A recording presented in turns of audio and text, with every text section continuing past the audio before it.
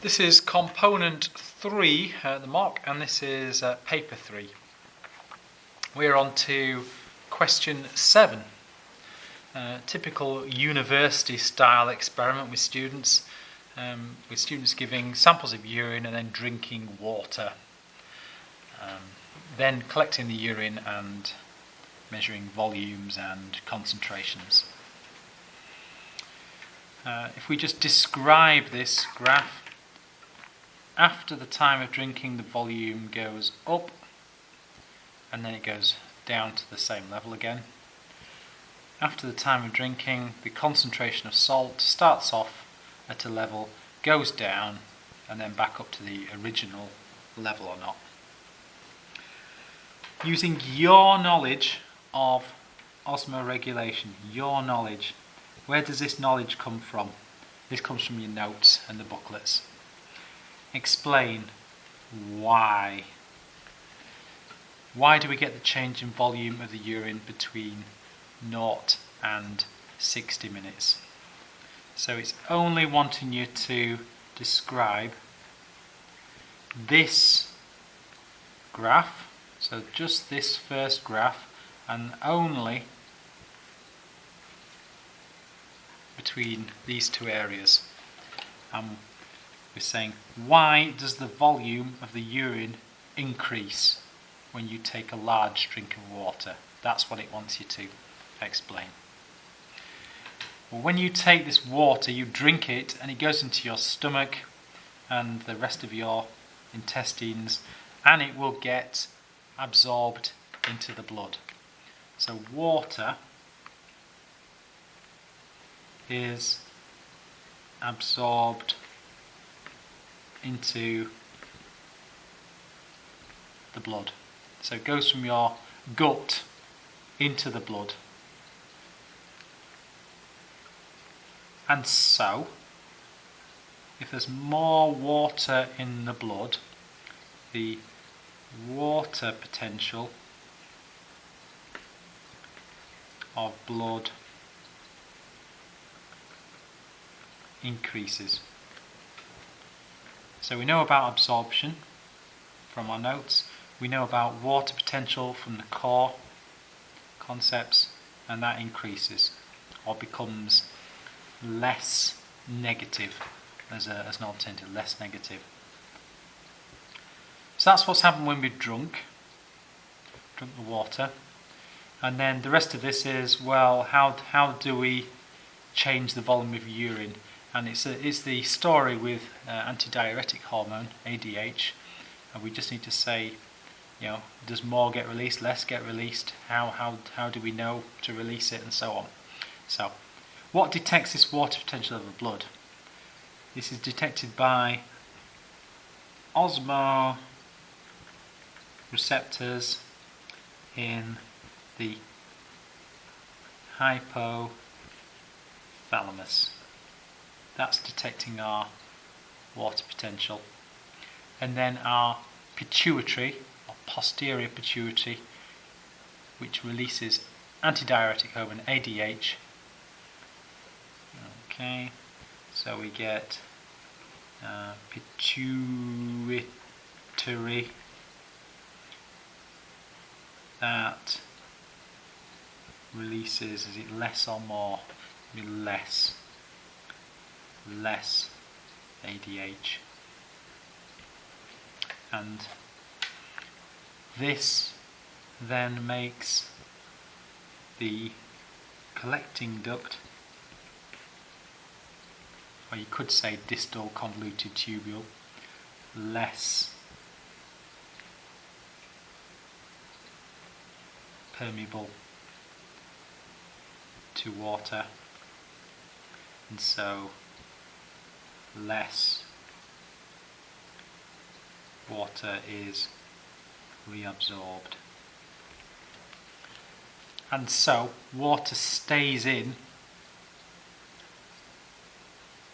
the collecting duct. Less water is reabsorbed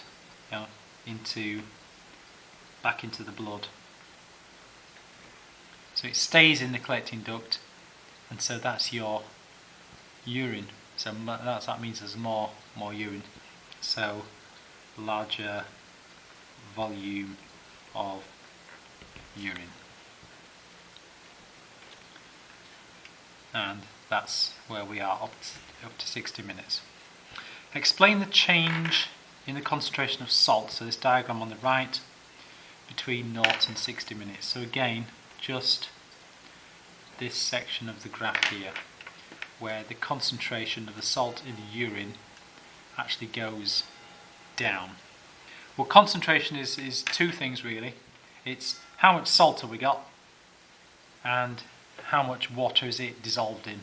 And if we alter either of those two, the overall concentration will change. So we might actually have, because we've not talked about the intake of salt, we might have the same salt but in more water. And in fact, this question says we are drinking more water. So if the same salt is in a greater volume of water, urine, then that will change the concentration.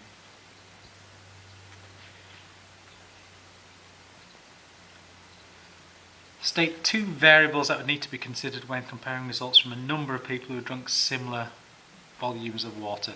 These are controlled variables. So we're always thinking about independent variable, dependent variable, control variables, control experiment and so on. And we're all different. So for example, age might have an effect, sex might have an effect. Males and females might produce different different hormones, different so on. Activity levels, a person who's exercised might be more dehydrated, somebody who's drunk a lot more water previously, and so on. People's mass, people's weight, the temperature, anyone with kidney problems. So lots of possibilities here. There's two of them. The nice simple ones, age and gender.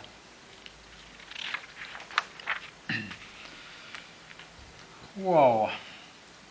Diagram in which we recognise some things and don't recognise some other things.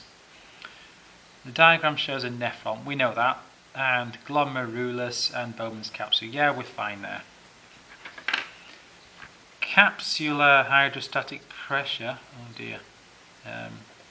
So we know this is the capsule, Bowman's capsule, so that's talking about that. Hydrostatic pressure is kind of the pressure due to squirtiness of water, so physical pressure of water like coming out of a tap. Blood colloid osmotic pressure, well, it's in the blood, it's a pressure and something to do with osmosis, and that's due to things being dissolved in the blood, colloids. But it's due to osmosis, so we know about osmosis and we know about hydrostatic pressure, and the numbers and the units we recognise. Glomerular hydrostatic pressure, well, that's the squirty pressure in the glomerulus, so this area in here. Okay, so we're given three pressures. Two of them are squirty pressures, hydrostatic pressures, and one of them is a dissolved things, kind of sucking pressure, and a very complicated set of arrows. Explain how the hydrostatic pressure is achieved in the glomerulus. Okay. We're on home territory here. We know that this arteriole is bigger than this arteriole, and so that creates the high pressure. We just need to say that. We need to say this one, the afferent, is bigger than the efferent, and I always remember them in alphabetical order. So afferent arteriole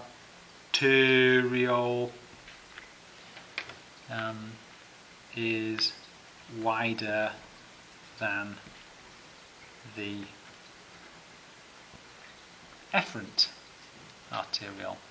Or you could have said that the reverse way around.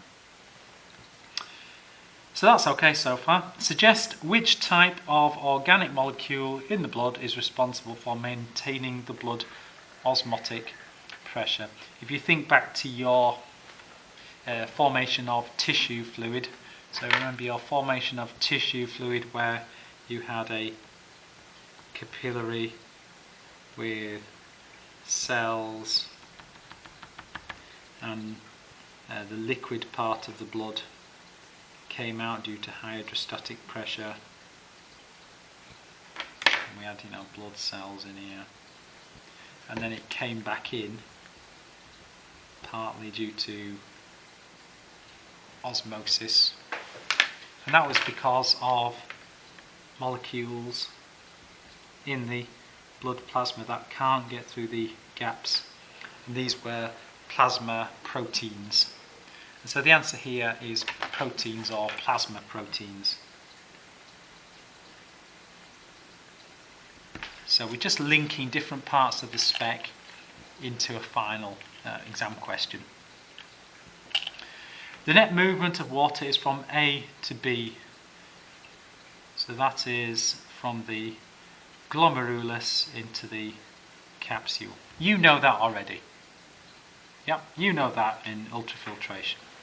Explain the process by which some water molecules, some is underlined, will move from B to A the other way around.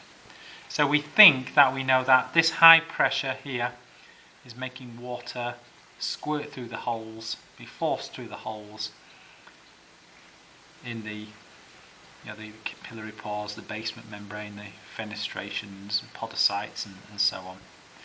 But we're saying that some water will actually move the other way, and it can't be hydrostatic pressure because that's what's making it move the other way. So some might move the other way.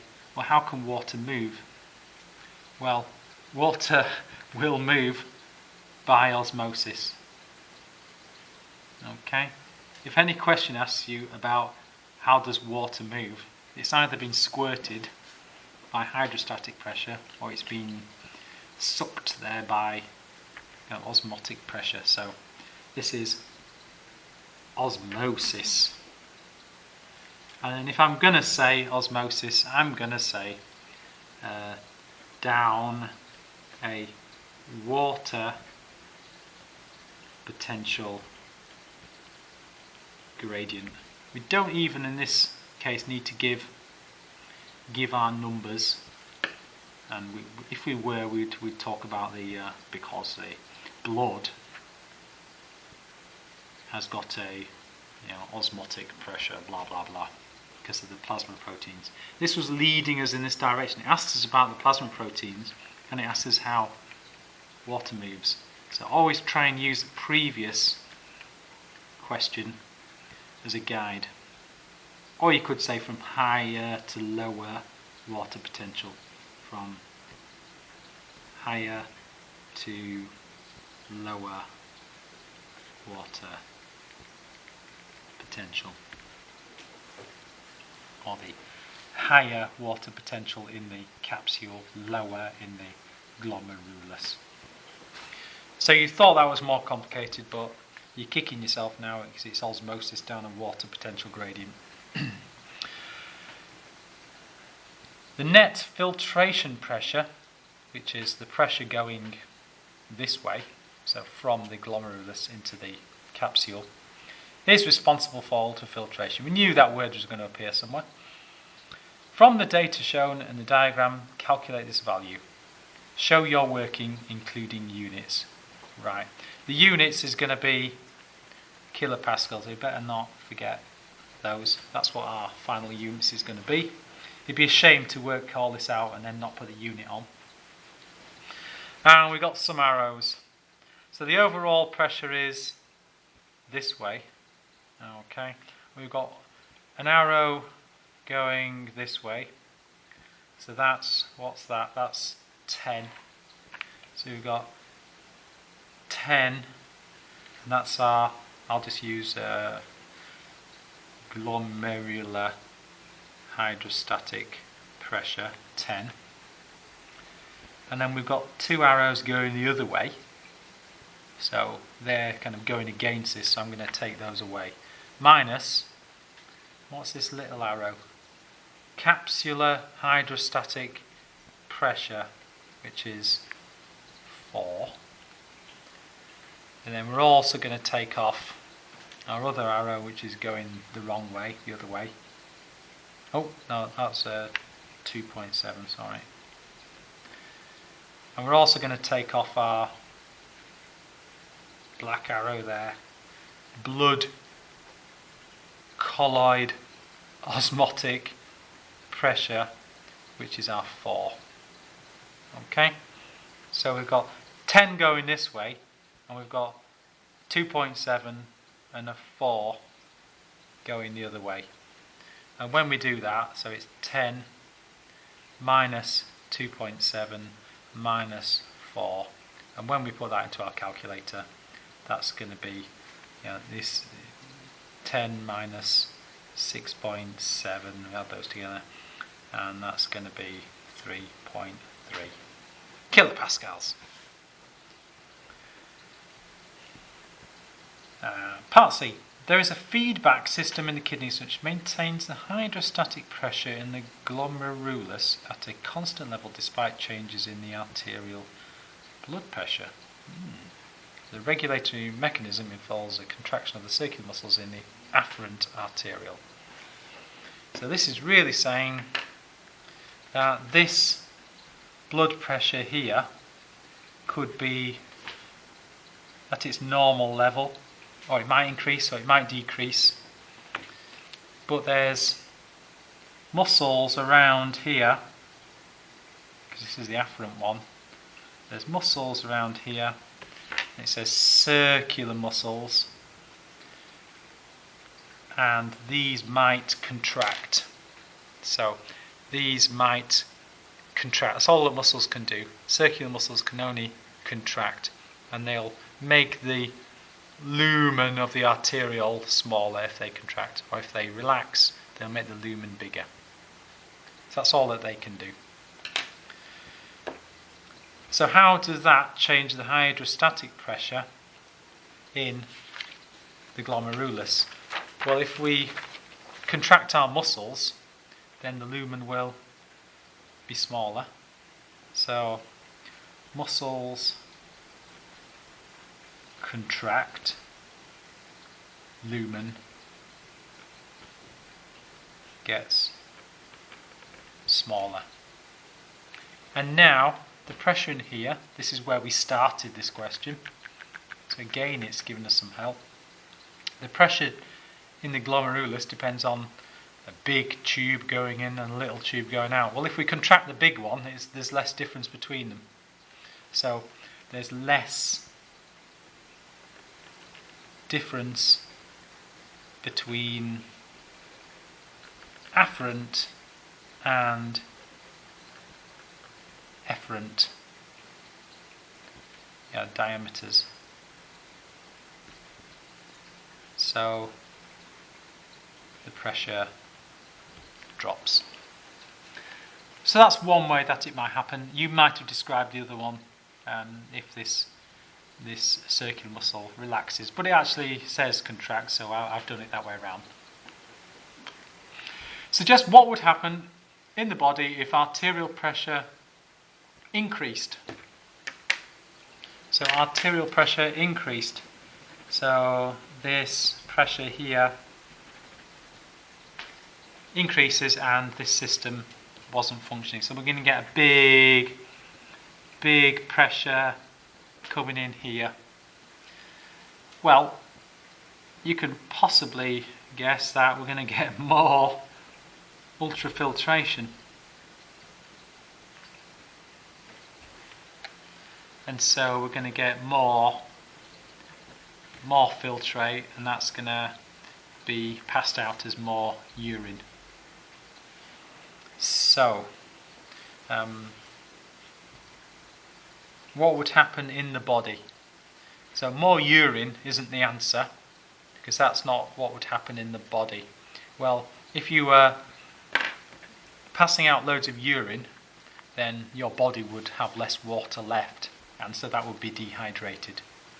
So you're getting increased glomerular filtration.